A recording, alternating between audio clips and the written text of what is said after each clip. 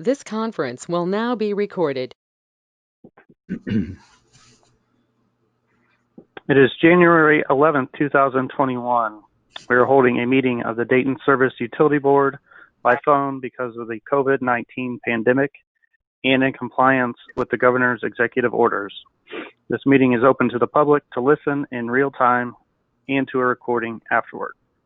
Present on the phone are myself, the town attorney, the town clerk treasurer, town marshal, and the town manager. As this is the first meeting of the year, the first item of business is the election of officers. Floor is now open to the members of the Dayton Utility Service Board to elect the president.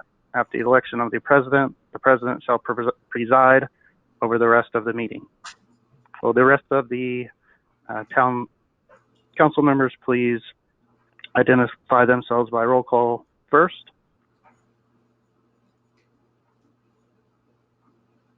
Jen Monago's here.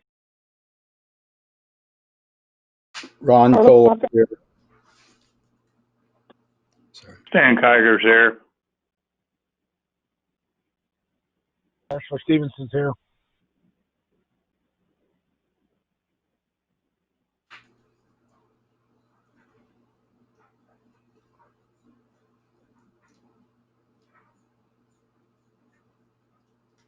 Is Carla here?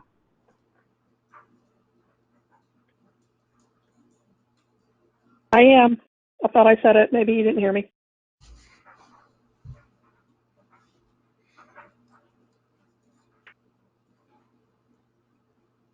All right. Okay, Floor is open. do we go ahead and make a nomination for the president of the town board, right? Just the utility service board was what I was planning, and then at the next meeting we'll do the town council. Okay.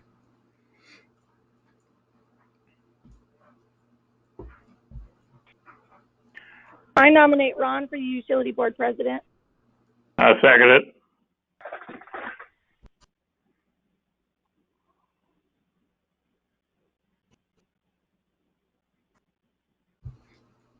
So do I take over? Do we need a vote, or I just take over? We need a vote.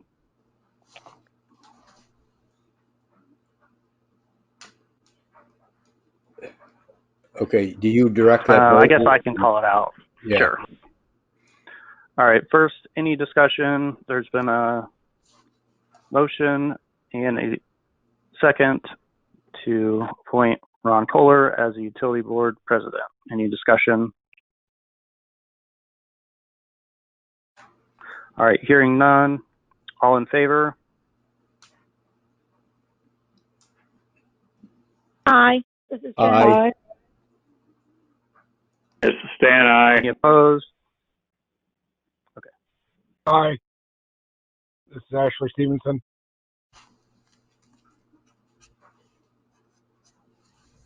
Any opposed? All right. The motion carries to appoint Ron Kohler as utility service board president. And now, Ron, you can preside over the election of any remaining officers and the rest of the meeting. Okay, for just the utility meeting, right? Or Correct. yeah. Okay. I need a nomination for discussion nomination for the utility vice president. I nominate Carla for vice president of utility board. I second it. Okay, we got a motion and a second to nominate Carla for the vice president of utilities. Any discussion on this before we vote? Okay, we'll take a roll call vote. Jen, Yes. Carla, Sure. Yes. yeah. Okay, Stan, Yes. Ashley, Yes. and I vote yes. So it's 5-0 to Carla for the vice president of utility board. Okay, so, but we don't go ahead and point the other ones now or vote on them. We need to, right? Because then when the other meeting comes, you'll know who it is. Yes. Okay. We need to have appoint the president and vice president of the regular town board, and I'd like to make a motion to have Jen be the president of the town board. I second it. Okay, we got a motion for Jen as president of the town board and a second by Ron, a motion and a second by Stan. We'll take a roll call vote. Jen, Yes. Carla, Yes. Stan, Yes. Ashley, Yes. and I vote yes, so it's 5-0 to have Jen be the president of the town council. Okay, we need somebody make a nomination for the vice president, please. I'll nominate Stan for vice president. Anybody want to second that? I second that. Okay, we got a motion by Carla for Stan as vice president of utility or of the town board, and a second by Jen. We'll take a roll call vote. Jen, Yes. Carla, Yes. Stan, Yes. Ashley, Yes. and I vote yes, so it passes 5-0. Okay, we'll begin the utility. I think that's all we had to vote on. We'll go ahead and do the utility meeting. It's 1/11/21. Reed already read about how we're holding the meeting because of the COVID. Like he said, present on the phone is Reed, town attorney, Michelle, the clerk treasurer, Mark Harlow, town manager, Scott, the town marshal, and all 5 members of the board will identify themselves by roll call. Jen, Here. Stan, Here. Carla, Here. Ashley, Here. and I'm here. So all 5 members are present. Okay, I just want to lay another ground rule down here that we get started each time, just to remind everybody. Everybody has been extended the courtesy, allowed to speak, but it is a privilege and not a right. If someone interrupts people, or someone speaks in disrespectful, belligerent tones, or someone injects snarky statements, or speaks out about things not related to the topic on hand, or inserts wild accusations, they will be muted. And being muted is a privilege that we have extended, but is not a right or a requirement. We will also try to keep each of these discussions, again, to 2 minutes per person the first time around and everything. So, okay, first up is the utility adjustment report for 12/1/2020 to 12/30/2020.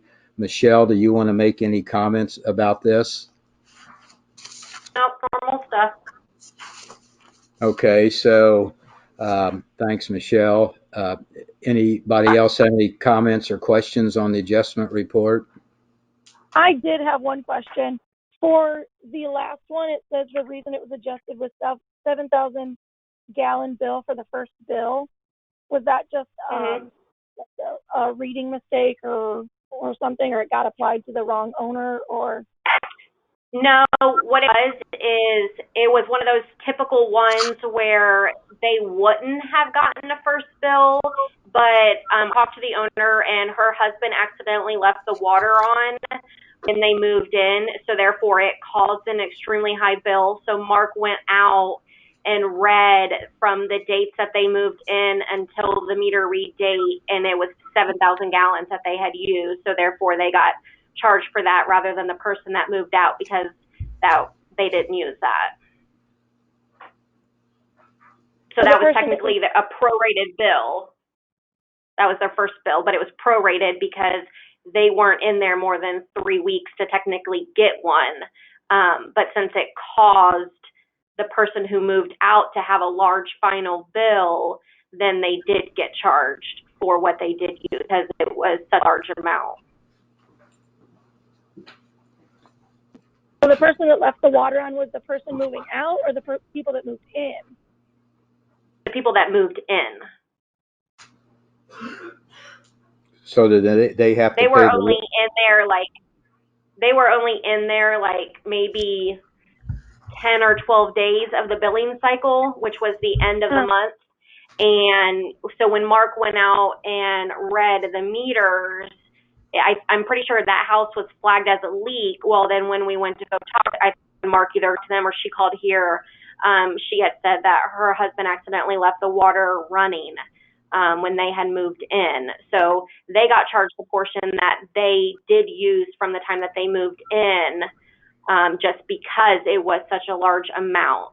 If it typically, when somebody moves out and it's right at the end of the billing cycle, the new owners don't typically use enough water to kick somebody's bill over into the next area. So if somebody's in there less than 2 weeks, they don't get a prorated bill unless that new person that moves in uses an abnormal amount to cause the person to move out's final bill to be large. So therefore, the person that moved out was not charged the 7,000 gallons that the new owners inflicted ultimately during that billing cycle. but somebody. Oh, okay. So this adjustment is adjusting the people that moved out bill, not the people that just moved in bill.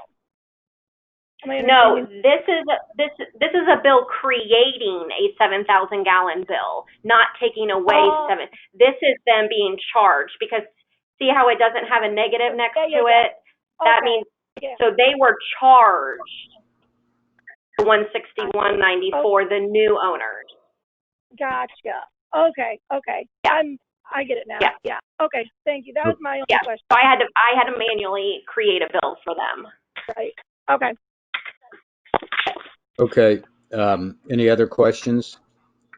Okay, I make a motion to approve the utility adjustment report of 12/1/2020 to 12/30/2020.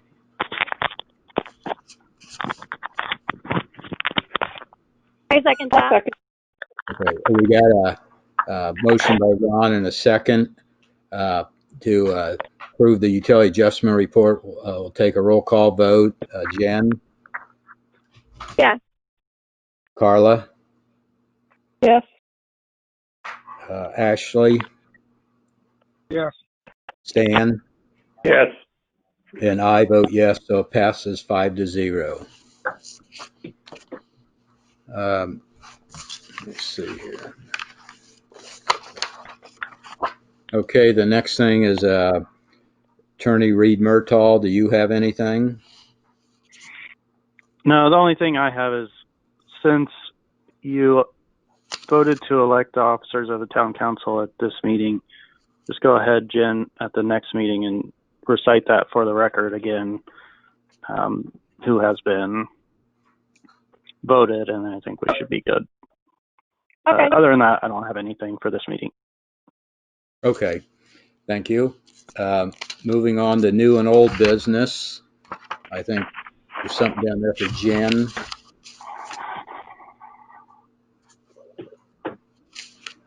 Yeah. So we talked with that NDOT representative, Mr.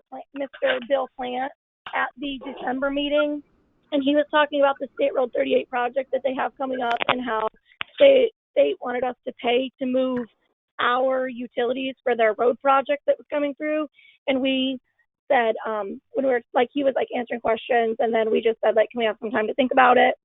And then at the next meeting, we still hadn't got a hold of him, and Ron said, hey, let's take a couple more days. Let me talk to this guy. And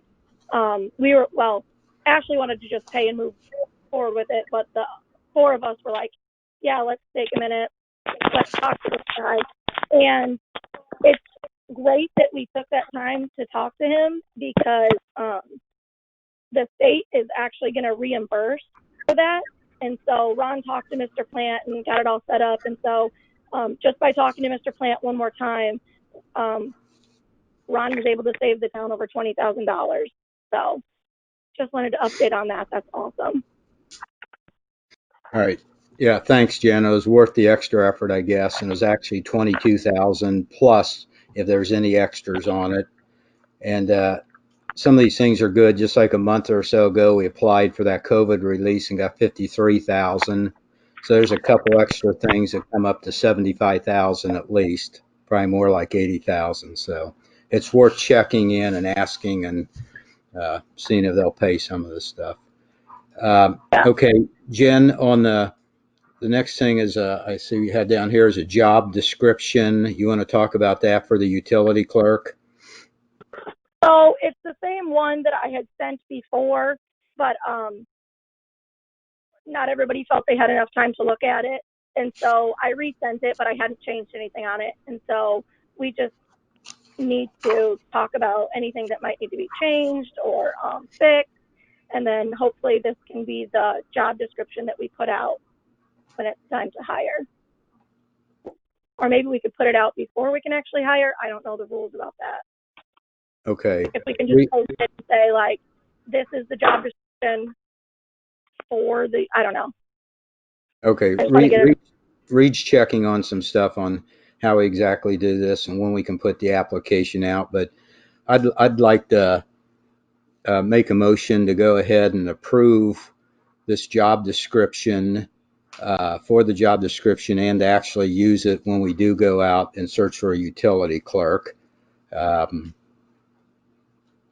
But to go ahead and get it approved, we've had time to look at it and everything. So I make that motion. I second that. Okay, we have a Sorry, go ahead, Ron. well, we have a motion by Ron and a second to approve this job description for a utility clerk. And now, any discussion on it? Well, I do have a question. Okay, go ahead, Carla. Okay. So I just was wondering if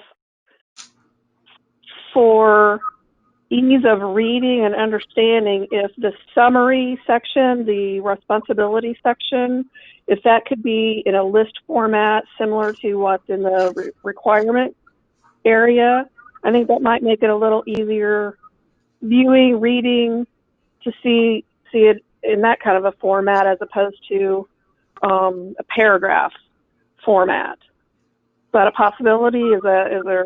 I just want to make. I don't know if there's a requirement for the state, whatever, for that, but I don't think that there's a requirement. I just kind of put this together, like looking at a few different job descriptions. So I don't think that there's any requirement. And yeah, that can totally be done. okay.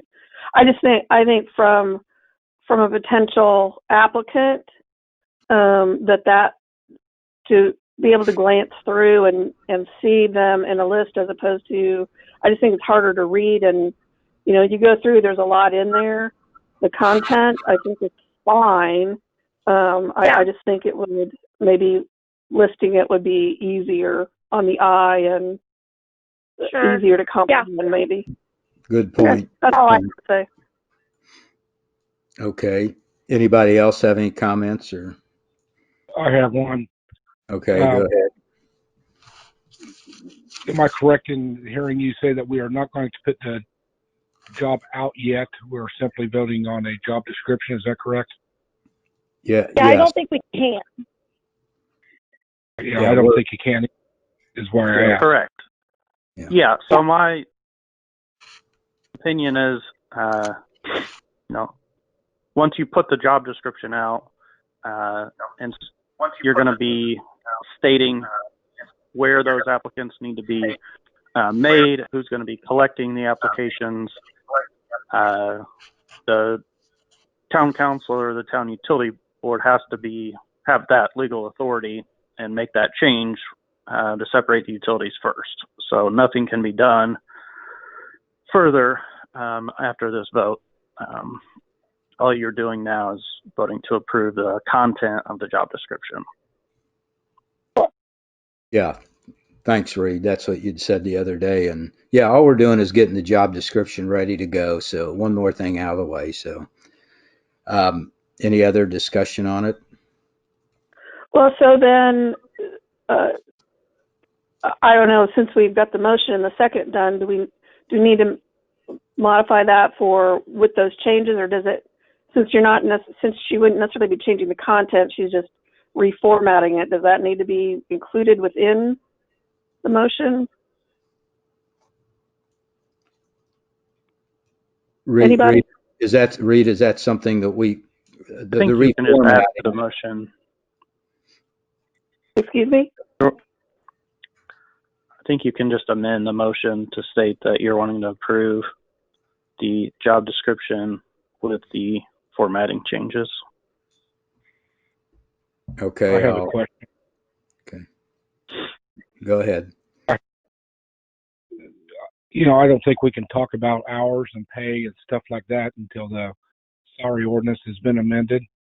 I do not have the job description in front of me, unfortunately. I don't know if there's any mention of hours and wage in that job description, but I would caution us on approving it without having the salary ordinance properly set up to accept that position.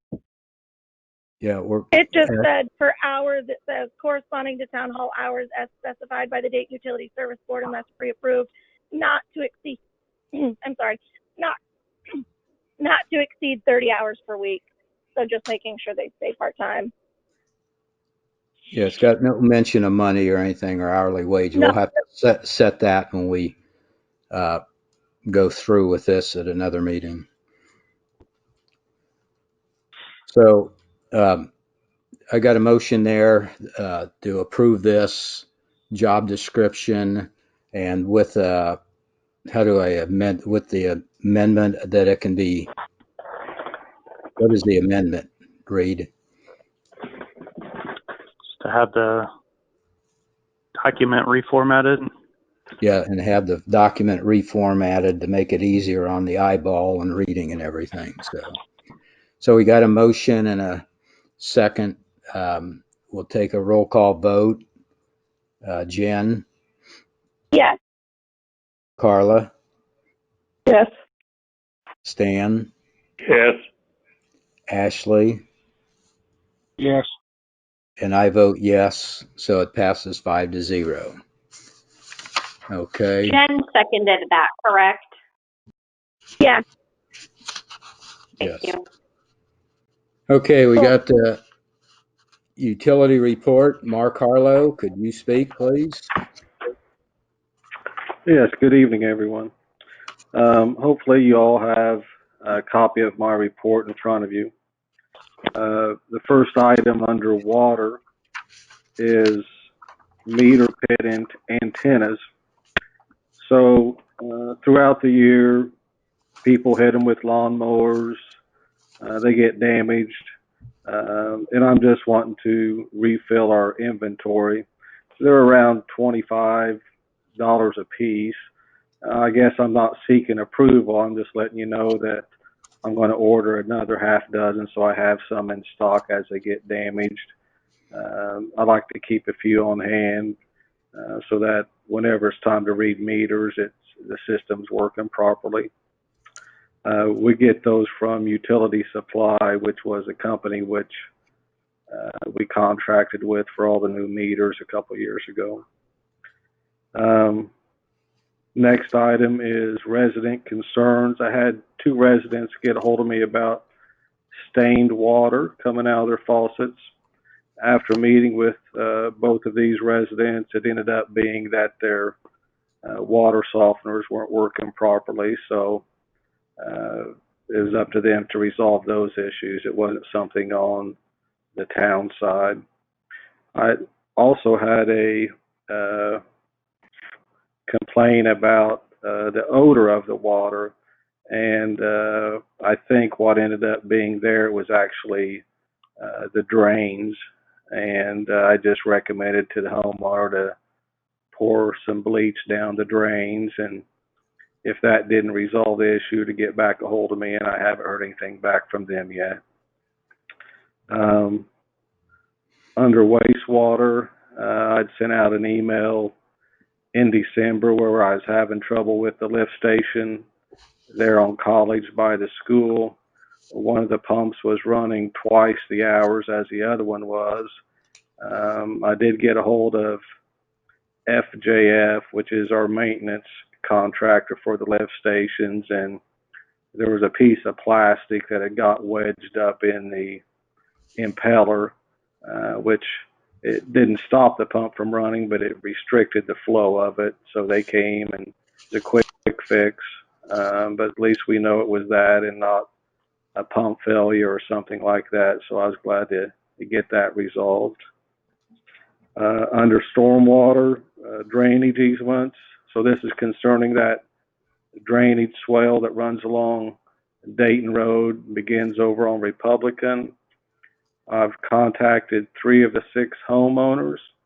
All 3 of them are in support of cleaning the ditch, and all 3 are agreeable to signing a drainage easement. So I still have to go. I'll try to get a hold of these final 3 this month. And then after I get hopefully everybody on board, I'll work with Reed with the parcel numbers, the names, addresses, and exactly how we want this drainage easement to read. Does anybody have any questions about that drainage project? I don't have a question about the drainage project, but can I ask a question about the lift station? Yeah. This is probably just me, like, not knowing, I guess, all the ins and outs of these lift stations, but how does plastic get in there? And that's and we've had that problem with this specific lift station. It's usually where the clean outs that people have in their yards, they hit those with lawnmowers and bust the caps off of them.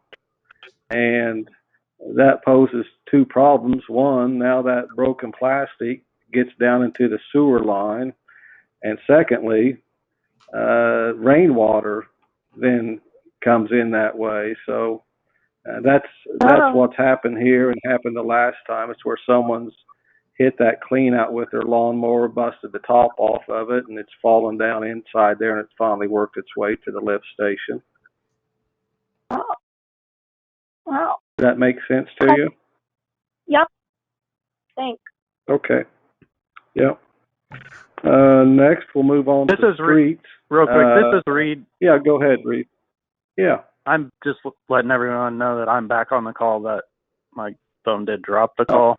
So it's off for a couple minutes if anything came up, but I'm back on the call.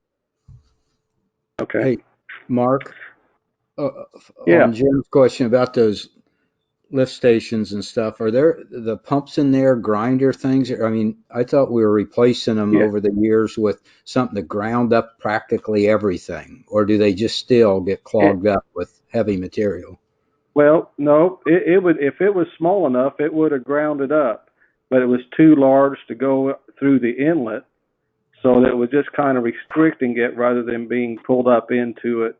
Oh, okay. So that's what was making it run longer. It was blocking the inlet versus being pulled up into the pump and getting chewed up, which, yeah, you're right. These new pumps, they'll chew it up and spit it out, but it just was too large to work its way completely up in there. Yeah. Okay. Thanks. All right. Yeah. So we'll go ahead and move on to streets. So the community crossing project, the governor announced last week that they are now accepting projects until January 29th. So I'm working with BF&S Engineering. They assured me they'll have everything ready ahead of time so that we'll be able to submit our grant application. With the addition of the crack sealing of Shakamak, Turkey Run, Quabachi, and East Clifty Falls, the total for the project is now $294,607 for construction costs. Of that is 25% that the town will be liable for, and that comes to $73,652. So we're moving forward with this project. We'll hope that we receive funding for it, and we're going to move forward like we're going to, at least at this point. So whenever we get the final paperwork from BF&S to submit to the state, we'll then need a couple of letters on town letterhead, one stating that we are applying for the grant, the second one stating that we have that money, that $73,652 on hand and earmarked for these projects. So one, we have to officially apply for it, and two, we have to verify that we have funds on hand to pay for our portion. So as we move forward here, I'll be getting a hold of the town council president because I'll be needing their signature for these letters that need to go out before the end of the month. Are there any questions about the Community Crossing Grant Program?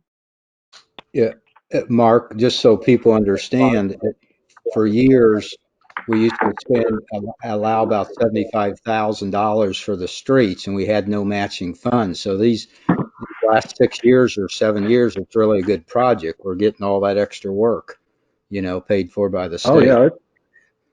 it's a wonderful project. Yeah. So just so people understand, so towns with populations of 10,000 or less get a 75-25 cost share.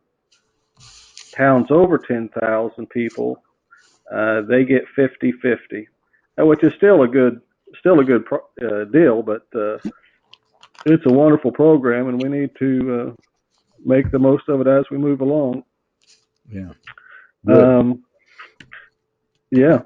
So the next item on here is the State Road 38 project that Jen had mentioned. So the next thing that they're requesting from us is what's called a work plan. And BF&S Engineering has put this work plan together. And what it simply states is two things. One is that we're going to relocate the fire hydrant at the corner of Delaware Street and State Road 38.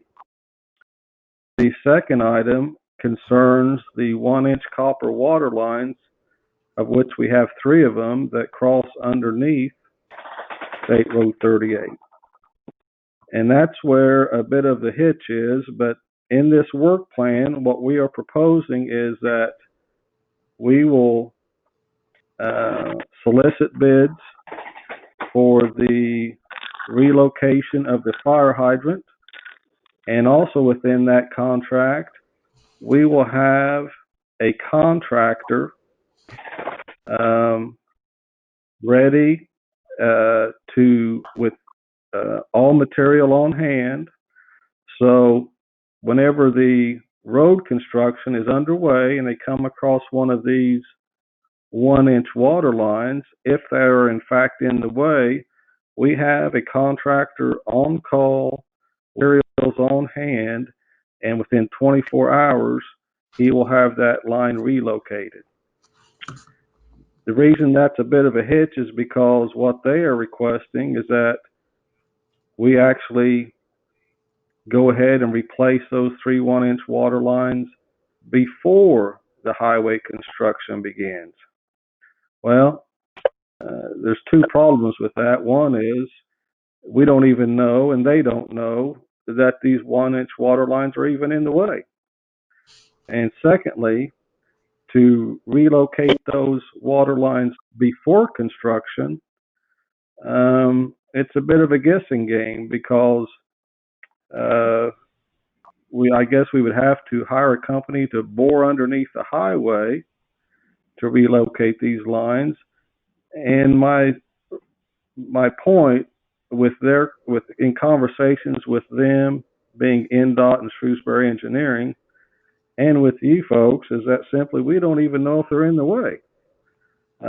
So this work plan that I'm asking for approval to submit this week states that we will have a contractor on hand to adjust, raise, or lower these lines as needed while construction is going on, and in addition to relocating the fire hydrant at time.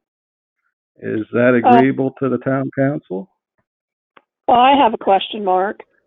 In Sure. that email that I read, they seemed pretty specific on what they would and would not accept, and that if anything deviated, then the reimbursement would not take place. Has this been talked to with Mr. Plant? Is he aware of this? Is that? No, he's not, and that's why we're discussing it tonight, and why I would send it out tomorrow. If you prefer that we go ahead and bore underneath the highway and put these lines in, and I mean it's your call. I'm just giving you my take on it.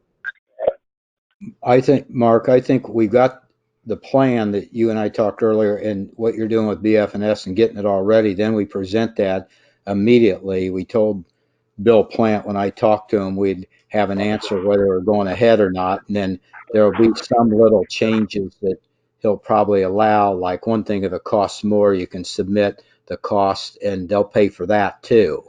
But we submit this to them and see what they say, and they should. Carla, I think they'll go ahead, but I agree. If you read that, it reads you got to have it pretty specific. So, do you need? I just want to make sure I understand. So you're suggesting that we offer them essentially,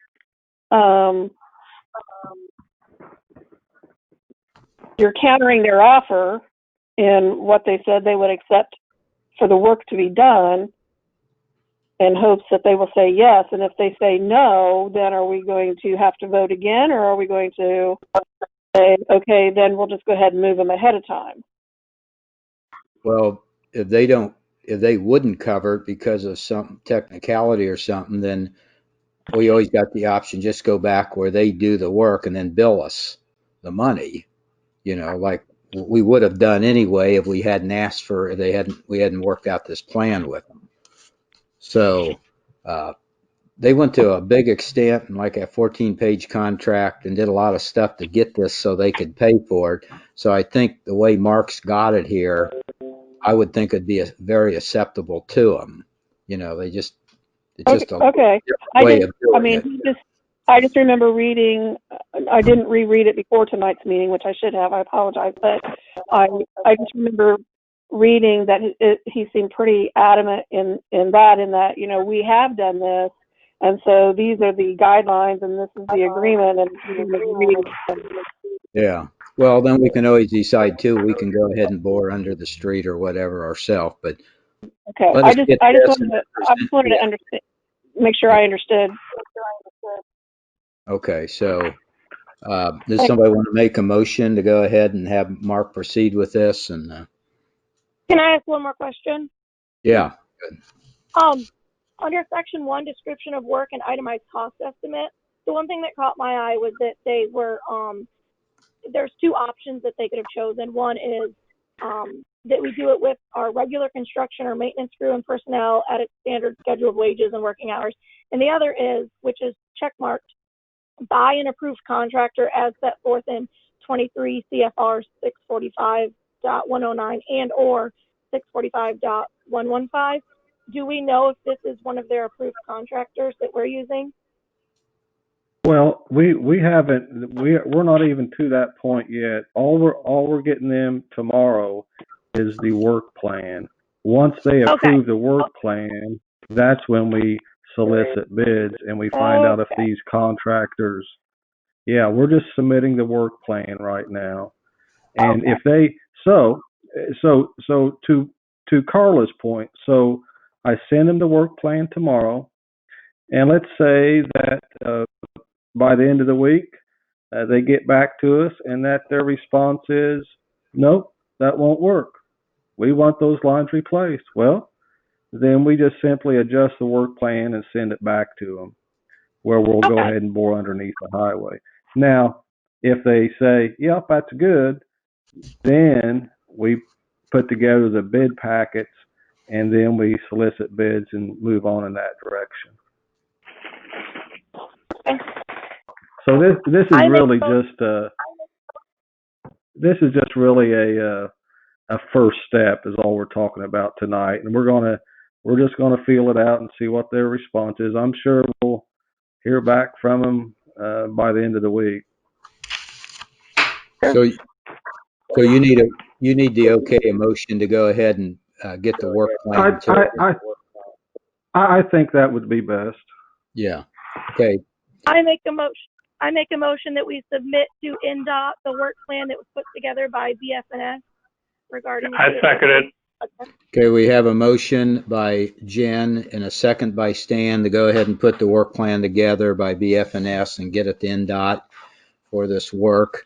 We'll take a roll call vote. Jen, how do you vote? Yes. Carla? Yes. Stan? Yes. Ashley? Yes. And Ron, I vote yes. So it's 5-0 to go ahead, and if Mark, you can contact them, and Yep. I think Bill wanted. We'll call Mark. You or I will call Bill back tomorrow and let him know we approved it. They need to know immediately. So the way he talked to him. Well, I'll get this email. I'll email this work plan out to everybody in the morning. So it will be Bill Plant, his boss at NDOT, and then this Shrewsbury Engineering. So they'll be on. They'll know. Okay, good. Because they're Thanks. looking for it. They wanted it by the middle of this week, but they knew our board meeting was tonight. So I'll send it out first thing in the morning. Okay, That's thanks. awesome. Thanks, Mark. Thanks. Yeah. So Okay. just a couple more items here. So under other, so I'm having trouble with one of the overhead doors at the shop. I got a hold of overhead door company there in Lafayette. It's a sensor that's the problem with it, and they had to order the sensor for the door control. So we should hopefully they'll get that fixed this week. The snowplow blade edge on the Ford dump truck is wore down to where it's needing replacement. I went out to what's that place called? Row Truck Equipment. Is that right? Right on Yeah. that side. Yeah. Yeah. And the cost for a replacement blade for that is $181.87. Mulberry Fiber Optic install. So their subcontractor, which is Patent Construction, they've started in the conduit for Mulberry's fiber optic. They started on that today. So we'll have a little bit of disruption in people's yards and driveways and stuff for a while. It's going to be going on. It'll probably take them a year or two to get it all completed, but it's been keeping me busy. And finally, comp time. So in order to avoid the situation that I got myself into this year or in 2020, I think what I'm going to do from now on is as I accumulate any comp time, I'm going to go ahead and use it as soon as possible. So rather than ended up building up 20 or 30 hours of comp time, I might avoid that. When I get a couple hours or 8 hours or whenever I can, I'll go ahead and use that up so we don't get a situation where I have a bunch of unused hours at the end of the year. The reason I bring this up is that, so in this scenario, you might call me on a Friday afternoon and or be looking for me and find out that I'm not in town, and that would be because I'm using up the comp time that I might have accumulated that week or the week before. Is that acceptable to you folks? Yeah, I think that's great. Yes, sounds good. I have no problem. Okay. I think that's everything. Anybody have any questions about the items I've covered? Yeah. Okay. Okay, well, thank you very much. Thank you. Yep. Okay. Comments from the council. Does anybody have any comments for the utilities meeting? I have none. I have none. Okay. Ashley or Carla? Okay. Okay. I've got a couple. Michelle, we still need, we need a listing for all Greg Malakis's. The last one you gave us was way back in somewhere late spring or so. And you did give us a list, but I'm sure there's a lot more bills that Greg Malakis owes that I've seen for BF&F work and everything. We need a whole year's list for 2020 on what you think he owes and then what he's actually paid. And then we can match it up and see if there's other things that we missed or something. Okay, and I did, I think it was before Christmas, there was, I think, maybe 4 since the last time that I sent him one, and I did send that out to him. So I'll just forward that to you guys. Okay. Yeah, we just need So I the updated him. Yeah. Okay, and then we'll go over all the bills and everything and double check too, so that he gets charged for everything that he owes. And then the other thing is we really need that. We've asked for it a couple times. We really need that overdue utility account list so we can look and see how our accounts are running and how far they're behind and where we sort of sit on this. We sort of don't have any idea on it. So if you could get that. I can get that sent over. The thing is the one that you just print off, it does not say how many days. So if you want to know exactly how many days, that's just going to take me a couple days, but I'm more than happy to send you over the list without the days just so you can see, and then I will work on writing the days next to them over the next couple days. Okay, that'd be if that's great. Acceptable. Yeah, that'd be great. If you could get that, we'd appreciate it. So, okay. Yeah, I'll send it over before the new bills upload. Okay, thanks. Okay, that's all I've got. So if there's no other business, this meeting is adjourned and I'll turn it over to Jen. Thanks. This is the January meeting of the Dayton Town Council. All the opening statements have been made and we took roll call. I'd just like to state for the record that at the last meeting, myself, Jen Monego, was nominated and voted to be Town Council President, with Dan Kiger being Town Council Vice President, and then Ron Kohler was voted Service Utility Board President, with Carla Snodgrass being the Vice President. And we'll just keep all like the departments the same, roads and streets and all that. So we have some unfinished business to carry over into 2021. Obviously, the separation of the utility office and the utility rate study that we're still waiting on, because we really want to do whatever we can to lower utility rates. It's still very much a priority and on our radar to go back to the voting district ordinance and change it back to where every voter gets to cast a ballot for every council seat.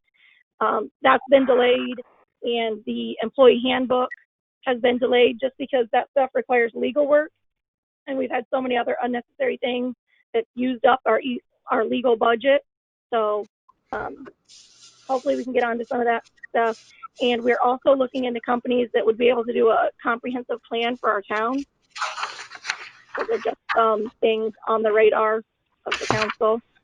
First on tonight's agenda, though, we have Attorney Reed Murtaugh.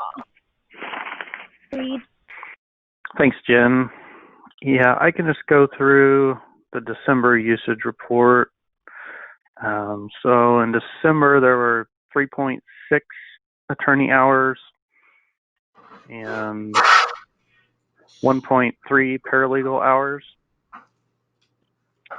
So for 2020, the total attorney hours ended up being 213.75 compared to 165.43 attorney hours January through December 2019. And that was 26.2% increase. But like Jen said, been doing better the last couple months, and trying to spread things out with the town attorney budget in the first part of 2020.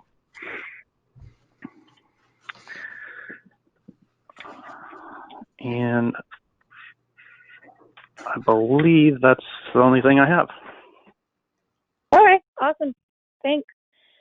Okay, new and old business. I had on there new TIF area. I just wanted to mention this. I don't know if anything will come of it or if anything even can come of it, but I was looking over the new redevelopment guide, and before, you know, they always said you can't TIF residential, you can't TIF residential, you can't TIF residential, but now they've changed it, and there's like stipulations, but you can, from what I understand, and that's not a complete understanding, but you can TIF residential areas if your town has had a growth less than 1% of 1% of households in the last 3 years or something. Anyway, so I just wanted to mention that this might be a possibility. I talked to Mark Burmeister about it, and he was like, yeah, why doesn't the town council have Reed look into it? And so I emailed Reed the like the page number that I found it on and the handbook. And so eventually, hopefully sometime soon before a bunch of houses get built, we can look into that and see if it's something that we would be allowed to do and if we want to do it. I just wanted to mention that there's no like decision that needs to be made on it or anything. Yeah, thanks, Jen. Yeah, I have looked into it. So, you know, there is the same requirements for any area to qualify for a TIF. You know, so like the area that is approved right now, you know, met some factual requirements as, that are set forth in the statute. You know, basically that it's an area that has not been developed. It's, you know, kind of a blighted area. So certainly with the TIF that we have established, we can look, and the redevelopment commission can look to see if the allocation area needs to be changed at any point. So, you know, if we have some residential, or if we think residential development is going to occur in that area, you know, that's certainly one piece of it. I just don't believe, but, you know, I'm not, you know, the advisors that, you know, represented the town in setting up the TIF. But if your question is, you know, can we TIF Baker Farms development, that I believe that we're just too late in doing that. But, you know, I can certainly ask some other people or get confirmation on that.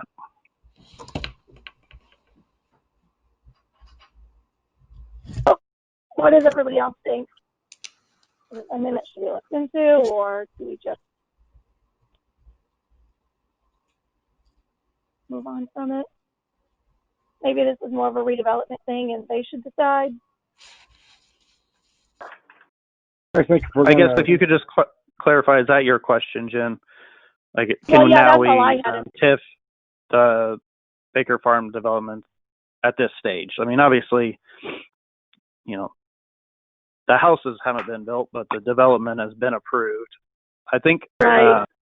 from everything that we went through before, you know, we had to get the TIF established as like 1/1 of 2020 for any developments that would start in 2020. Yeah. You know, so I think I believe Okay. that we're past the time for Baker Farms, but Okay. you know, I could be wrong. I haven't closely looked at the new law, but I have seen, you know, the information that you've sent me. Yeah. Does anyone else have any comments about it? Yes, I have a comment. This is Ashley Stevenson. this town council just gave up a TIF area, gave it back to the county. I guess I'm kind of surprised that, we'd be looking to add any type of a area to the TIF district. Again, we just, against my judgment, against my wishes, we just gave up, somewhere close to 300 acres. Ashley, I want to reply to that. We gave that up because the plan was we annex the whole area, help control it, work with the developers, both sides gain, and we tipped it, annex it, and then they rezone it. They went above our wishes. They slammed through a rezone that we could not stop. And so and they refused to annex it, and you can't tip it until you annex it. And then the other farmers that you talked to, I just talked to him a few weeks ago, and Stanley Bull that owns a few acres, you're right, he does not want to annex, so he was one of them against it.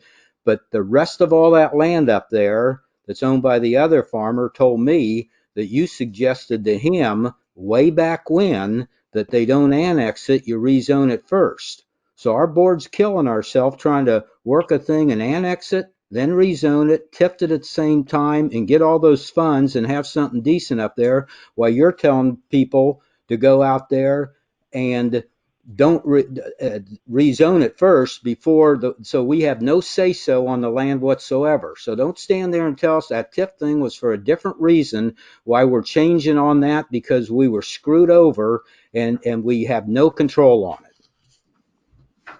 So Ron, There's a two-way street on this stuff. I did not tell anybody to rezone it before we annexed it. I was told you said that, actually. By their mouth, I was told that. And then no, I did not say. And then you also, after those car people and them, after they crammed through that rezone, then you wanted to try to annex it again. Well, they'd already told us they didn't want to annex it. It's out of our hands. We're the ones that wanted to do something, and that is not what they told you. That's yes, not what they told us. Yes, it is. No, it's not. They did not want to annex. They didn't want to annex it, Ashley, when we asked them to. After they shoved through the rezone, then they said they would be, if we wanted to rezone then, well, that wasn't the deal. You can't go and get what you want and shove everything down the town's throat and then turn around and want the water and sewage and everything else. And the cost, and by the way, that TIF thing and everything, everybody needs to remember that TIF thing, 85% of the towns in the state of Indiana lose money on TIF thing. And we had $1.25 million, at least $1 million to $1.2 million, probably 1.5 million in costs up front. And we don't even have any idea how much money it bring in. A lot of places, they ruin themselves by not planning ahead and by losing it. Our town's got the money to do the streets and everything. We don't need to take $1.5 million gamble on something that the developers are cramming in stuff we don't even want.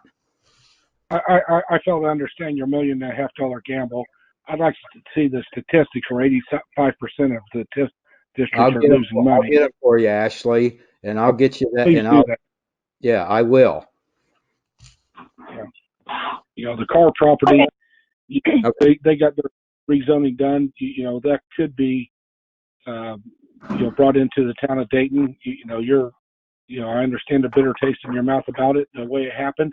But, quite frankly, things like that, we, the town of Dayton, have no control over. If somebody's out in the county, they want to rezone their land, there is nothing that the town of Dayton has any say about. It's the way it is. Well, actually, if they want to brought into the town of Dayton later, then I guess maybe we do have some say. Well, yeah. After it's all warehouses up there, and they need our water and sewage, and that's why they want to do it now. Well, they can go dig their own well or suck it out of a creek somewhere. All right. Okay. And how does that help? Comments about the residential TIF area that I was mentioning? Does anyone have any comments about that?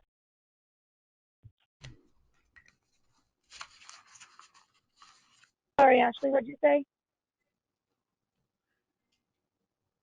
Oh, I'm good. Go ahead. Okay. I guess we'll move on then. approval of the claims. So listed first is the allowance docket. Before I move on with this, I do have a question about it. The allowance docket is for employees. And I just was wondering, this question for Michelle, why is Jeff Shelley not on the allowance docket, but he's on the claims docket? Because when Ron turned in that first time card after you guys had voted to add him back as an employee, that time card that Ron turned in to go on that payroll was 2 and 3 months prior to that date. I talked to State Board of Accounts and I talked to my attorney, and they said that I cannot put in somebody's time on a pay period or in payroll, like say that the payroll was from, I'm going to use this example, 12/20 to 1/2. If I have a time card like the one that Ron just turned in for Jeff was for work that was done in November, that is falsifying payroll. So they said that he needed to be provided with a vendor check. So if you guys want Jeff to be paid in payroll, his time cards have to be turned in during that payroll. I cannot pay him in a pay file with payroll when it's months before. And ultimately, I don't even know if we can legally sit here and, or if we could get in trouble for paying a employee 2 and 3 months later for the work that they've done or the time that they've done. So, like I said, I need Jeff's time cards for that time period. I can't get them 2 and 3 months later for pay because I legally am not allowed to put them in that per State Board of Accounts and per my attorney. Okay, Michelle, the first. Did you let Jeff know that? Okay. Had you contacted Jeff about that? Did you tell Jeff? No, I don't have Jeff contact him. He didn't say anything about it. I've mailed him both of his checks. Where did you mail the first check? You put back in the box and back. Where's the second check? Oh, yes. The second check was mailed on Friday to him.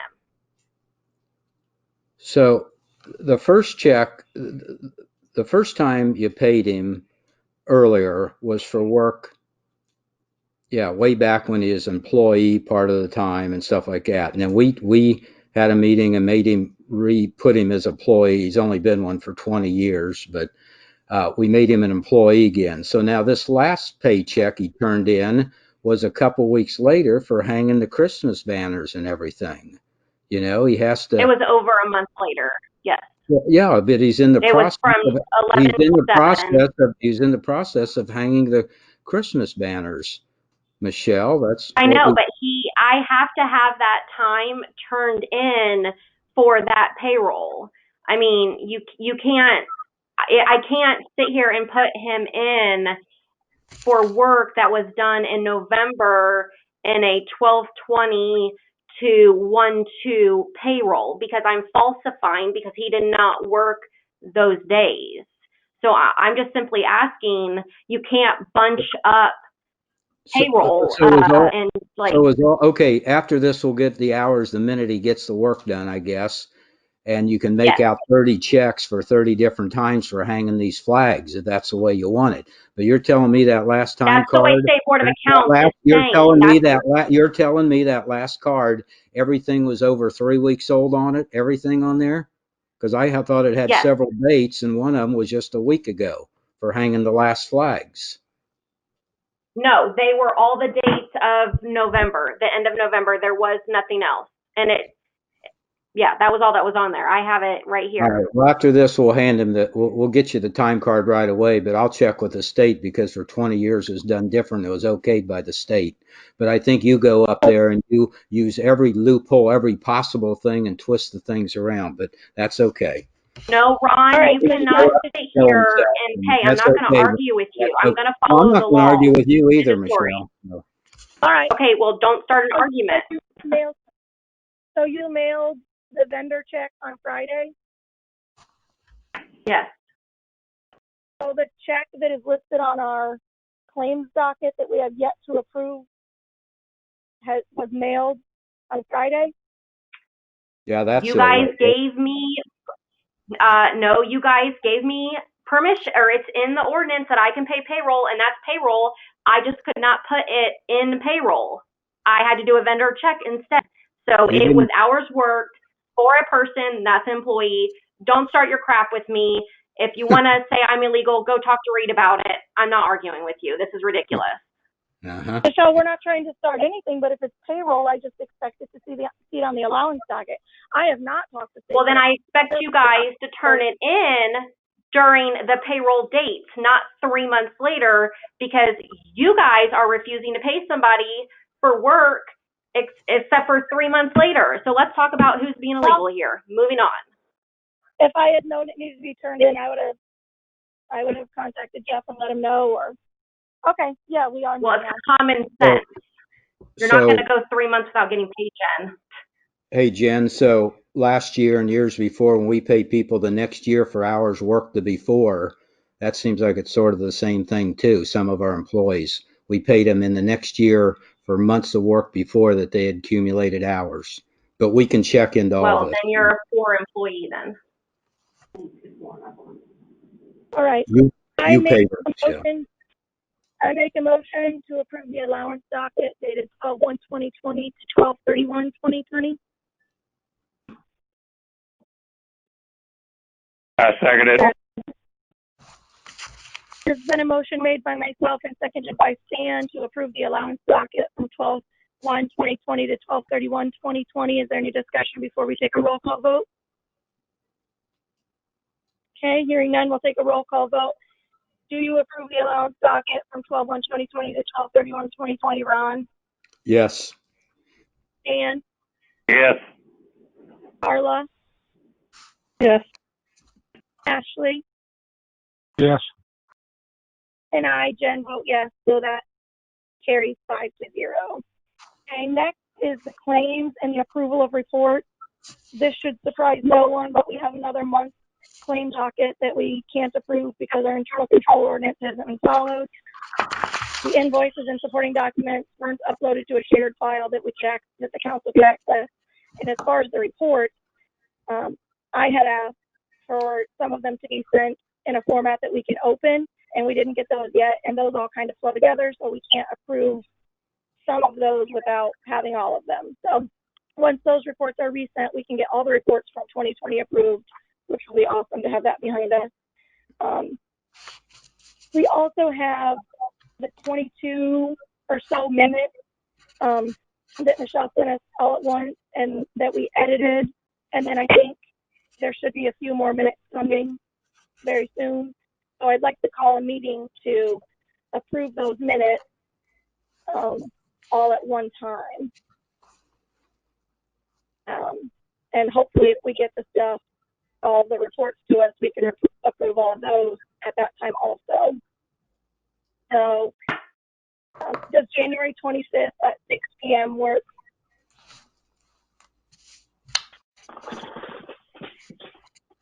Okay. So we'll have a meeting January 25th at 6 p.m.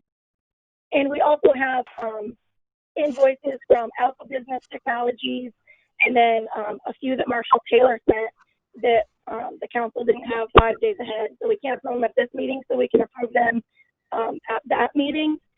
But we do have one invoice that we can approve tonight. It was not on the claims docket in November. It wasn't on any claims docket. And this could have been paid because it's a contract, but it wasn't. So I want to make sure it gets paid now. So I move to approve invoice number 744 from Murtaugh Law in the amount of $3,188. I second it. Okay, there's been a motion based by myself and seconded by Ron to approve the invoice from Murtaugh Law in the amount of $3,188. Is there any discussion before we take a roll call vote? Okay, we'll take a roll call vote. Do you approve the invoice number 744 from Murtaugh Law in the amount of $3,188, Ron? Yes. Dan? Yes. Carla? Yes. Ashley? Yes. and I vote yes. So that passes 5-0. So hopefully that can get paid as soon as possible. We also need the salary ordinances and the censure that we approved put on the back table for us to all come in and sign, Michelle. I offered to put them back there, and I asked you guys if it was okay for me to change the year because we did not do that, and nobody answered me. So that's the reason why they haven't been put back there, because you guys have not given authorization to change the year from 2020 to 2021, or none of you have sent them to me. So that's why they're not back there. Was that an email? It was sent to us in a Word document. No, you asked. I asked you guys that day if you were okay with me going and changing it so that I could print it and put it on the back table, and nobody acknowledged me. So therefore, I've not done it because I don't want to get yelled at. When did you send that to? Email is what I'm asking. I asked that the day that you guys voted on the salary ordinance, and it got pointed out that Reed did not change the date that was in the salary ordinance. No, that wasn't nobody the acknowledged December meeting, Michelle. Michelle, that wasn't for the December meeting. That was a prior. I didn't say before. I didn't say it was for the December meeting. I said it was the meeting where you guys read it and voted for it. No, but the last, that was the first time that we amended the salary ordinance. The last time that we did it, we didn't have to have a last minute change that you needed to make. Okay, well, you've not sent me the updated thing with the year change in it, and that I have has the 2020. Yeah, because we were amending 2020. Yes. No, I'm talking about the salary ordinance for 2021. I'm not talking about the amended salary ordinance. I'm talking, they have not even signed the 2021 salary ordinance yet, or the amended. The 2021 salary ordinance had the wrong date on the second page, and that's where I asked you guys if they were okay with me changing it to 2021, and nobody acknowledged. It was the same day that my attorney was on the phone and muted, so he couldn't talk. Michelle, no, that's not. We made the motion. They made the motion to approve it with that change. Excuse Correct. me, Jen. But I asked if everybody was okay with me doing it instead of Reed taking the time, and nobody acknowledged. That's what I'm saying. So if you guys give me the okay to change it, I'll do it and print it. Yes. Michelle, I understood from that meeting, and I may have misunderstood, but I thought that you said you would make that change. I didn't hear it in the form of a question. I would if you guys were okay with it. I'm not going to do something and when it's altering an ordinance and they come back and put my throat on it. So nobody said that they were okay with it, so I didn't do it. End of story. You said yes. Okay, great. I'll change it, print it, moving on. Okay, thank you. All right. Next we have police report. Marshall Taylor.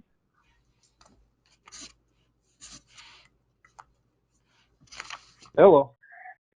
Hi. First up on my agenda is the activity report for December of 2020. All of you had copies of that. Any questions in regards to it?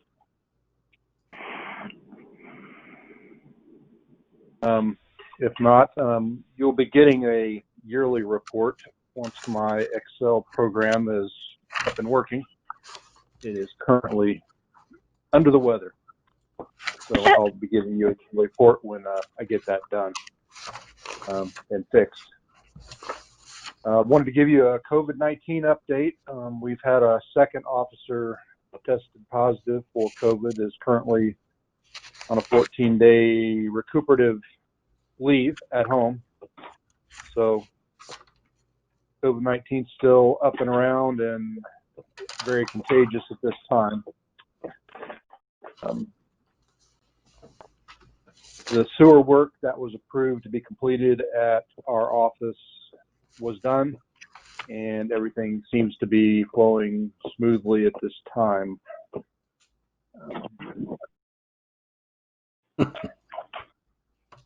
One topic I wanted to discuss was a potential discussion for a minor alteration to the policy manual. In looking to the future and potentially hiring a second full-time officer, I would ask the council to consider adding some clarifying wording to the vacation ordinance. And in explanation of that, our current vacation ordinance, I think, is pretty generic and geared towards the hiring of a brand new employee with no consideration for experience. For example, if we were to hire a laborer full-time for the town of Winnemac or town of Dayton, sorry, to assist Mark Harlow that, maybe was 21 years old, no experience in the job market. I think that our current vacation ordinance and the policy manual would apply to a person like that. In contrast, when we hire a police officer, we do not hire new recruits.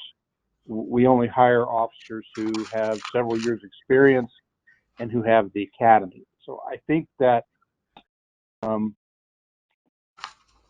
it would be beneficial to have some wording to where we can consider that and potentially offer more vacation time than a brand new person who has never worked. So I kind of offer that for some discussion at this point. I've added or come up with a couple sentences that I think would cover that type of situation. It's nothing that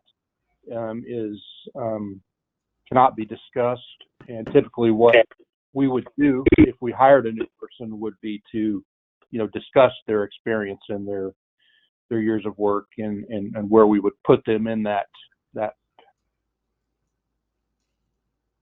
where to put them at and where to start them.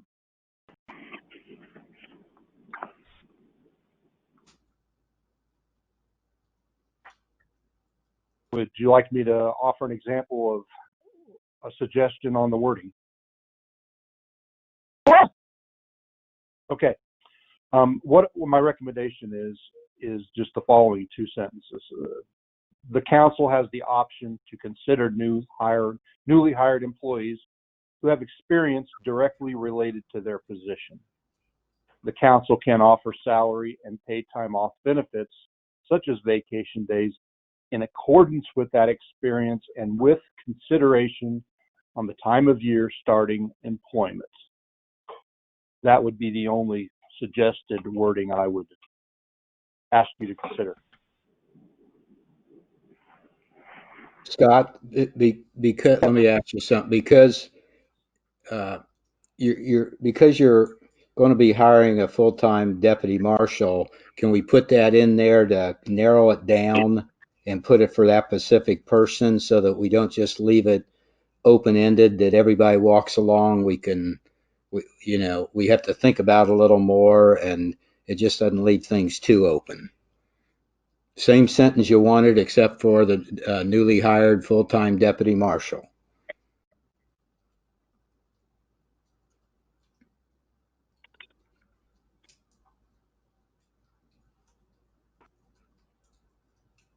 I'm asking you to add that, I guess. That could apply to other positions in the future. I don't know if you want to hamstring yourself by just putting it for one position. I don't think we're hamstringing anything. I think we've had this for years, and we're making an alteration for a specific job thing so it doesn't open it up and just let things get out of hand either. Right. I think purposefully making sure it doesn't apply to positions in the future makes sense, because we don't, like, what are those positions that it would apply to? Do we want it to apply? I don't know. So I'd rather it not. And then in the future, if it needs to, then change it. Yeah, that's why we've had a salary ordinance all these years stating the basics for the different categories. But Scott's thing is a little unusual here, and you're looking at hiring a really qualified person versus a medium qualified versus whatever. And that's what Scott's trying to be able to come up and throw out an option. And we've got this okay that he can throw out an option and we can talk about it and okay at that time.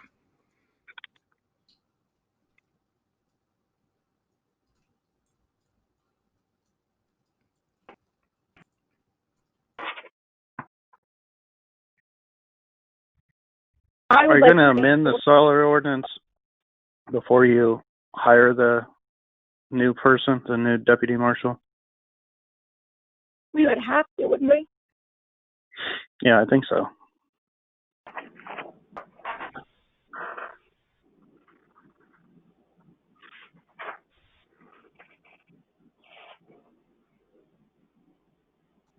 There is already the position of the chief deputy marshal in the salary ordinance. That is $20 to $26 an hour and not to exceed $41,600 to $54,800 already in our salary ordinance. Just a heads up. Yeah, this is for vacations and stuff like that. So you got a little more leeway to offer a job to this person.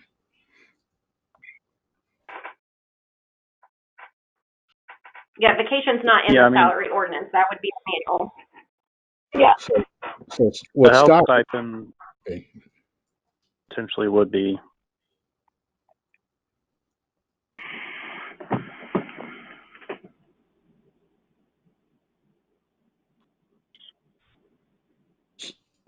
apparently, do we need to think about it then, or what are we?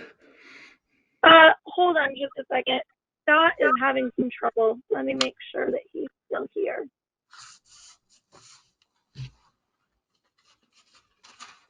Oh, I think that leeway needs to be given, for a position.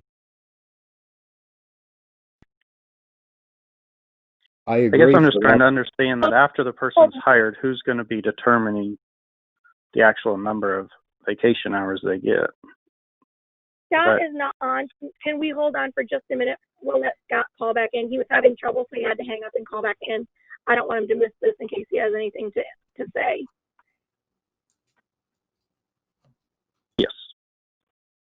Sorry. Thanks, Scott.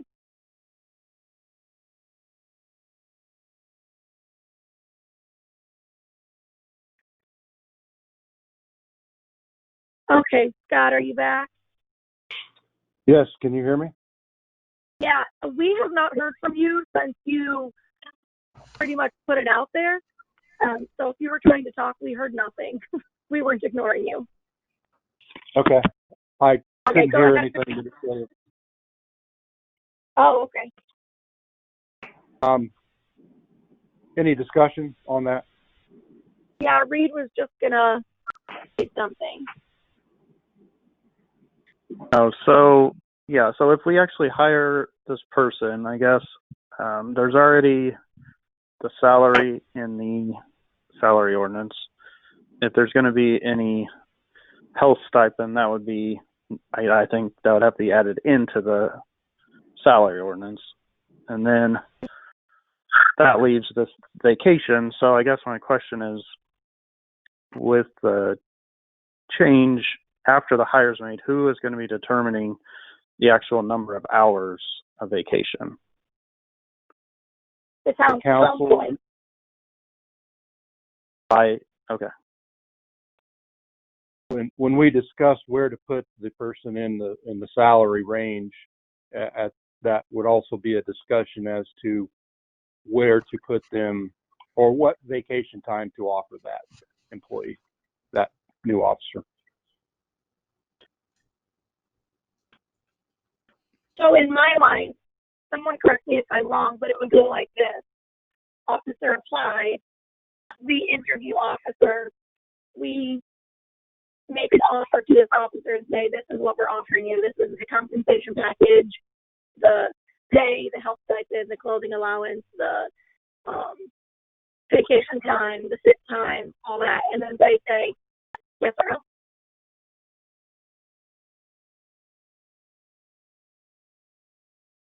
Yes, we would come to a decision and make them an offer, yes. And Okay. And so this wording is really just saying, like, the council has the ability to pretty much make the offer, like, to offer the vacation. He wants to put it in the, you want to put it in the employee manual, Scott, right? So it gives you the leeway to come to the board and ask for 1 or 2 weeks vacation the first year, where right now you can't really offer that.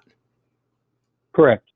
Yeah, and my comment, I don't know if you heard it, is it sort of sounds okay, except I think we ought to put in that manual that what this is for, the newly hired full-time deputy marshal, because not just leaving it open to any employee that comes in. Yeah, That way, I guess the only thing I'm trying to clarify, I guess, is it's still going to be a two-step process where, if you hire someone, then you're actually going to have to go in and amend the employment manual for that, for what you've offered. So, Right. I mean, you are right. I mean, you can make it more specific and only apply to that. But all that I'm understanding is that this would change the handbook so that it allows the town council the leeway to make that change. Not saying that nothing can happen without town council action, and then adding that in for that position. Correct. So can we do it in that order, Reed? Or What's that? Can we do it in that order, or do we need to change the handbook that says this vacation's available, and then also say we can offer it, and then interview and actually offer it? Like, is it okay that that's Yeah, I think allowed Scott's that? right. I think that change is needed so that you can show that to candidates. The language allows that. So I guess really it just goes back to your prior discussion. If you feel the need to limit it to the deputy marshal position or not. I think yes. I think it absolutely needs to be limited to the deputy marshal. I do too. Anyone else? Sounds right to me. We lost you. And I don't think you ever responded to that. Ron said, hey, what do you think about adding that in? And I think we didn't get a response from you. Yeah, that's fine. I agree. Okay. Do we need a motion to get these changes started, or does someone just type it up and then when it's presented, we vote then when it's actually presented with the new wording? Yeah, I think everyone needs to see the wording before you guys vote to approve it. Yeah, and we don't need a motion to have the wording changed. So okay. What's that? Okay. We don't need a motion to say we want Reed to write this up. Right. Okay. Right. I think, at the next meeting, this can be, the language can be approved so that everyone can actually just see what the specific language it is, and then you guys can vote to approve it. Just like, when you pass an ordinance or whatever. Okay. We don't need a motion tonight, I believe. Okay. All right. You certainly Reed, can. If it's okay, Reed, I'll send you the suggested wording that I had, and you can tweak it to or change as you see needed to give you a starting point. Yeah, that'd be great. Okay. The next thing that I wanted to bring and request is to change the sick time wording, allowing police officers to accrue up to a max of 20 days total. So we currently get 6 sick days per year. If they're not used by the end of the year, they're lost. So I would request that we be allowed to carry over and accumulate up to a max of 20.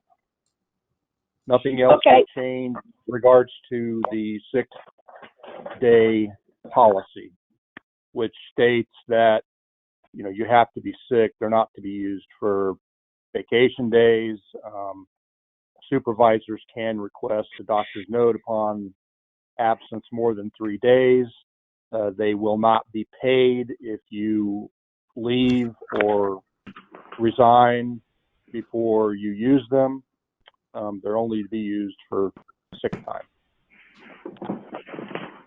Yes. So the only actual change in wording is the accrual factor. Yep.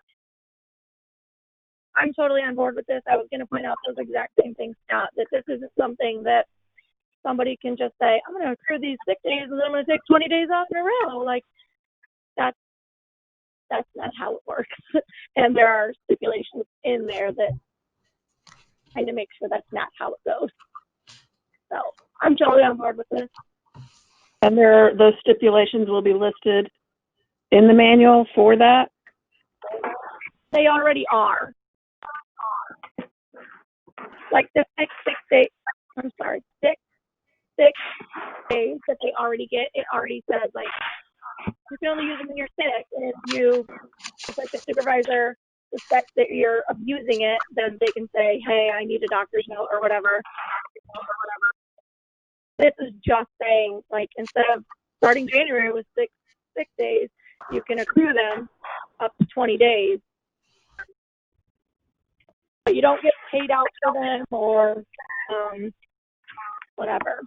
You got to be sick to use them. Right. Yeah. And if you leave the force or whatever, you forfeit them. So if somebody's got a heart attack or something, needs a few weeks off, they can have some sick days accumulated. Yeah. Okay, thank you.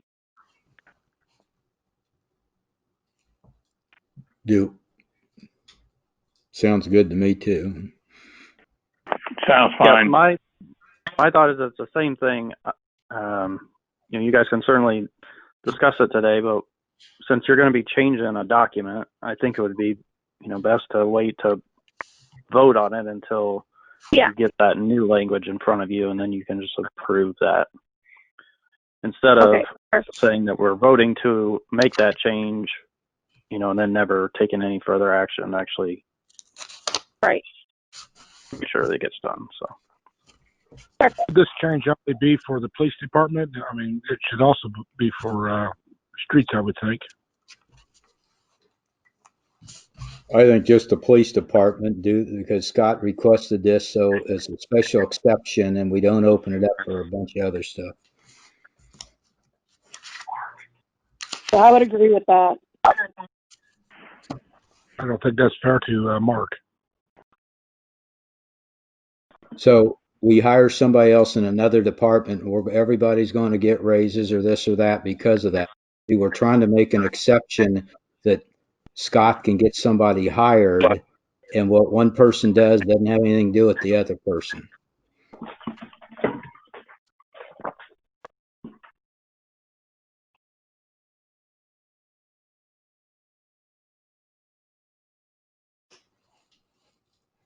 Okay. So, Scott, did you have wording that you wanted to send to me for that? Yes, I will. Okay. And Ashley, if that's something that you want to bring up in the future to discuss, you're more than welcome. Okay. I think it needs to be talked about in the future, yes.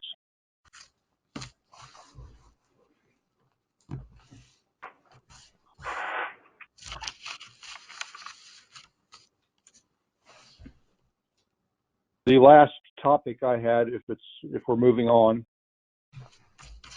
is I was contacted by a blood bank today about the possibility of holding a blood drive sponsored by the Dayton Police Department and Town of Dayton at our facilities. This organization currently does blood drives at Lafayette and West Lafayette Police Department. It's just, I think, kind of a PR tool they use to get blood donated.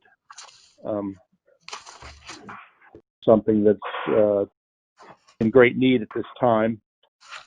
All the blood banks are running extremely low. They wanted permission. I think they come in like maybe once a month or once every other month for 4 hours and set up their blood mobile. So they would just be like, I think it would make more sense to use the town hall parking lot due to the access and so being centrally located. They do need access to a restroom during that time of their blood drive so that they can have them wash hands and things. So I've got an email with the details on that and with the organization that I will forward to the council for their review. Just wanted to bring that up to see your opinion on holding something like that. Who was it? The organization. Yeah. Just 1 second. University or The company is called Versity, VERSITI. Yeah. Okay. Familiar with That's that? what I was imagining. That's the old Indiana Blood Center. They just changed their name. They're doing some different things. But my only thought, I guess, would be that blood mobile is kind of big. And so the town hall parking lot, you know, like they wouldn't want everybody waiting inside the blood mobile, I wouldn't think. And so they'd have to like wait, I don't know, like where would people park? Like if you got too many people waiting and then maybe parking wouldn't be quite there. If the restrooms are there, I don't know. Is there not an easily accessible restroom like at the police department or I guess I don't know where else would be appropriate. I think there's, maybe if we ask the neighbors around the town hall building, maybe they would allow overflow parking in their area or where they cause like this. Yeah, but I mean, They probably would. They probably would because they use our parking lot for all their training exercises and equipment on it. So. Sure. Okay. The school too is available, probably the fire department, other places like that. If you feel you need a bigger place, so. Well, the church has allowed the church movie night has allowed people to park in their parking lot. So. Yeah. Yeah. Would we need to make sure town hall is back open so that restroom can be used? I'll get some more details from the person that contacted me and tell them what our layout is and tell them they might want to come over and look at it first. Yeah. Okay. I think if you guys just want to give me a tacit approval to move forward with that, then we'll work out the logistics if you're supportive of it. I approve. I'm supportive of this. I think it's good. Supportive of it.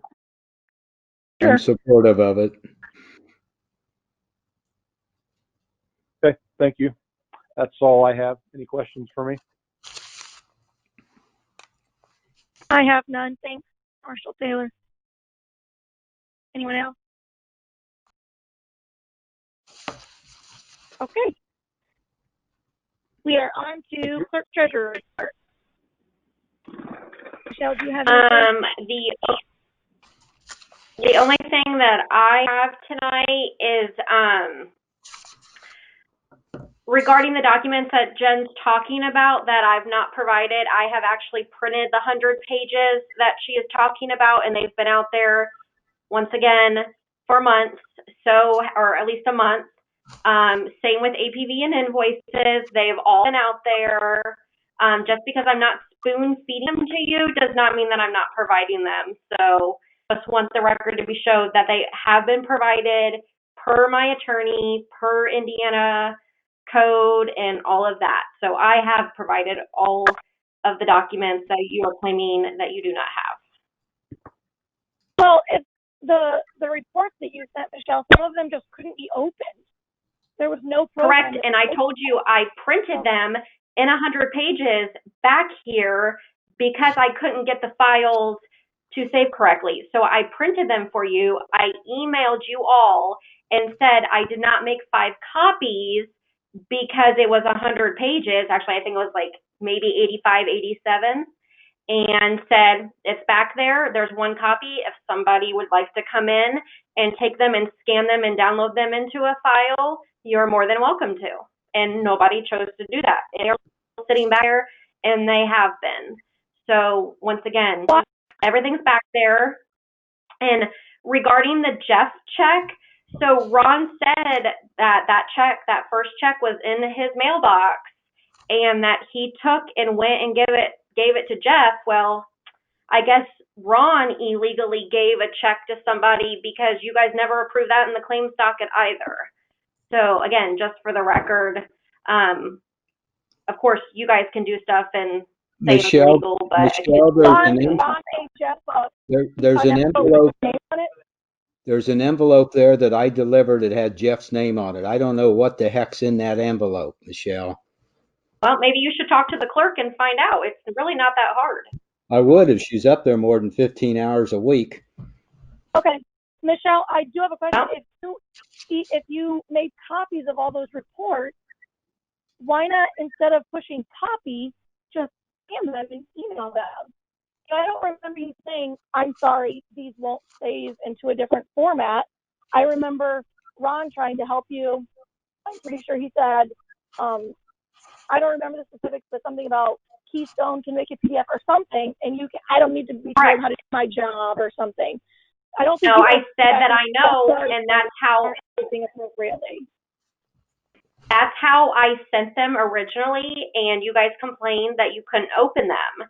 So once again, instead of making multiple copies, because I found out that all of those reports that you wanted.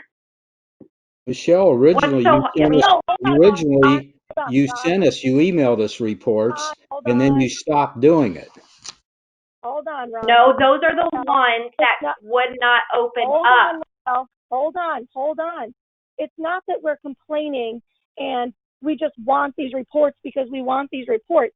We need these reports in order to approve them. We have to have them. It's not that we're being difficult and we're just asking you for unnecessary things. And I just wonder why, instead of copying them, no one asked you to make a copy of them. We did not say, Michelle, could you please run 5 copies of all these? We simply said, we can't open them. Could you resend these ones that won't open? So I'm asking, instead of running copies and pushing copy, why not just push scan and send them to us again, the ones that wouldn't open? That's all I'm asking. Jen, I tried. That's the reason why. I mean, are you not comprehending what I'm saying? I said I tried that. It didn't work. So I printed them. I didn't copy them. I hit file print because I tried to do it exactly the way Ron had told me, which I had done with all of the other documents. So again, if it's not so hard, why can't you come up here, grab the 100 papers, take them back, and do your little scan and file yourself? I mean, it's not hard. I'm a one-person office right now. You know, I do a lot, contrary to the 20 hours that Ron claims I'm up here. And yet again, I still do work from home. I do have access. So, and again, I don't answer to you. I get my stuff done. I've been sending you the stuff. I've been printing it. I've been giving you access. You're just choosing not to come in here and scan them. There's no reason why you can't come in here and go through them. That's not my fault. Is there anything else? Okay. Is there anything else on your report?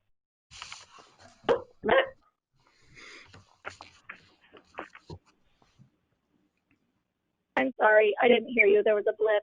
Do you have anything else? No. Okay, thanks. Comments from the council. Jan, do you have anything? Nope. Carla? No. Ron? I got a question, Michelle. Are there still, do you still have checks in the safe that we have not approved and you have not sent out to vendors because they are paper clipped in the safe like you said before? Do you still have some of them in there? Yes, I do. And Scott contacted you guys about the one from Menards because it's been sitting in my safe. I'm just asking since the about in beginning general. of December. I'm just asking about in general. If you have checks Yes, in there. yes, Your Majesty. I have checks that have not been sent out, and I'm getting the calls from the vendors. I'm just asking. So, is it okay? Well, why don't you ask me for a meeting so we can stop all this crap? Can I talk, please? So you can talk, but I'm not going to answer anymore. In the next couple of days, then could Jen and I come up and see those checks? Go for it. I really don't care, but is Jen actually going to have the guts to walk in here while I'm in the building? If we walk up there and ask for those checks, you'll show them to us, right? The ones that are written out and not sent that we have because we haven't approved them, and you'll show those to us. Yes, Ron. Okay, I'll call you up. So the whole world can hear. Would you like me to scan them, send them to you, right, to make it easier so you don't have to come in? Oh my word. Okay. Michelle, please treat people with respect. Okay. So I'll and get. You need to grow up and quit shooting people. You're not going to act like that in a meeting, Michelle. You're belligerent. Well, quit asking me stupid questions. You guys wait. Ron, did you have anything else? No, but I don't think it was a stupid question. I do have one thing. I don't think it was a stupid question, and I don't think we talked to you like you got stupid questions, all that. I merely asked, could we come up and see the documents? So as far, just so everybody knows too, you did do back in the spring a good job for 3 months, downloading every claim and emailing them to us so we had them. You did split them up to 86 different emails one time and to make our life hard and everything, but at least you sent them. But then you got mad at us and decided not to do that anymore, demanded we come up only when you're in that office, only then at all different odd times a day. Then later you said, come up here. When Stan and I came up, we came up and copied them a couple days. One day we weren't given. We were not allowed to have them. We had to come back on another day at your permission so you dangled them in front of us. Then after that, we complained more. Ron, then you left them up there.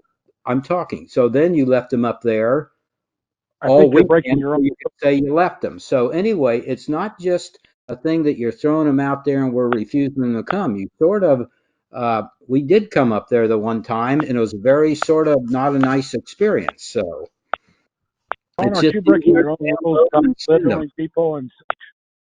Aren't you breaking your own rules about belittling people and such? About what? You know, we had to open these. I'm not calling her stupid or anything, Ashley. I'm not calling her a dummy. I'm just saying how we came up and how it got to this point, Ashley. You're trying to gaslight and belittle somebody. I'm not trying to gaslight anybody. I'm trying to, Ashley, I'm trying to tell you exactly what happened. Stan can back that up. We can back up that they were sent over the email and then they were held out on us and not sent. Ashley, I'm not belittling. I think I give Michelle the credit that she can use that computer and do about anything in the world with it. It'd be a simple matter. In fact, it You would need to take read more the time, report Ashley, to run those again. 100 copies and take a picture of them and put them on Facebook with the 100 All copies right. that Tammy did, you know? All right. I think you need to reread your own rules. Yeah, You're okay, announcing that Ashley, I'll reread my own rules, okay, Ashley? You maybe better reread yours too. Okay. Ashley, did you have any comments? No. Okay. I just want to say one thing. Me not going into that office has nothing to do with what did Michelle say this time? Growing up or whatever she said. Am I going to do whatever and come into her office? Michelle, anyone in their right mind that listens to these meetings and hears how you speak to us during these meetings would never think, yeah, why don't I go up there and subject myself to that kind of behavior and that kind of language. I'm not going to unnecessarily come face to face with you so that you can say, who knows what to me? No person would do that. That doesn't make any sense. Why would I want to come in your office for anything that is not necessary? All right. Having no other business before us, this meeting is adjourned. Thank you.